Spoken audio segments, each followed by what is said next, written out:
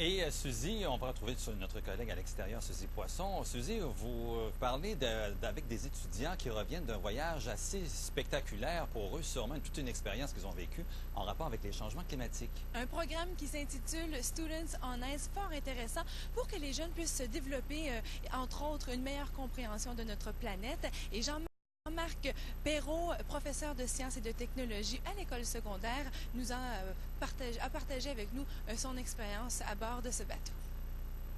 Parlez-moi du programme Students on Ice. Qu'est-ce que c'est exactement? Students on Ice, c'est une organisation qui a été fondée par un type absolument incroyable qui s'appelle Jeff Green, un grand explorateur qui a été dans l'Arctique et dans l'Antarctique une centaine de fois et désirait sensibiliser la jeunesse aux conditions dans ces deux régions du globe. Et mission réussie, les jeunes en ont été transformés. C'est ça, avec justement pour avoir le souci de l'environnement, ils ont vraiment été touchés. Il faut vraiment être motivé pour réussir à aller là.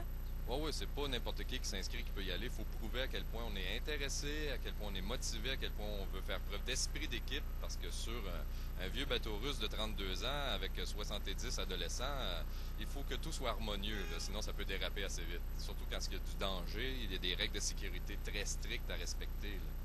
Parlant justement de danger, parlez-nous de vos expériences à vous que vous avez connues là-bas. Ah, j'ai eu... C'est dur de condenser ça en quelques instants, mais de voir des ours polaires de proche, ça m'a absolument époustouflé. Mais là, c'est là que je suis bien content d'avoir été commandité par Pentax pour une bonne caméra, parce qu'on est dans un Zodiac qui bouge. Des fois, c'est soit du soleil aveuglant ou du brouillard, des conditions absolument effroyables de photographie. Alors, j'ai réussi à ramener quand même de superbes images de ce voyage. J'ai produit 1500 photos et je vais en faire agrandir pour ma classe. Pour moi, c'est les meilleures photos que j'ai prises de ma vie. Vous avez même trouvé une station météo là-bas? Ouais. C'était censé être un vieux village inuit. Personne n'était au courant. Même nos guides inuits ignoraient totalement ce qu'il y avait sur cette île-là, l'île de Padloping. Alors, on débarque là et on trouve une vieille station météo de la Deuxième Guerre mondiale qui avait été tenue par les Américains, puis quelques années après par l'armée canadienne, abandonnée, un vrai dépotoir. Mais le grand nettoyage est en œuvre. Dès l'an 1000, le gouvernement du Canada est en train de nettoyer toutes ces vieilles bases. C'est absolument épouvantable tout ce qui a été laissé là. On a trouvé de tout. Merci beaucoup d'avoir partagé une parcelle de votre voyage avec nous.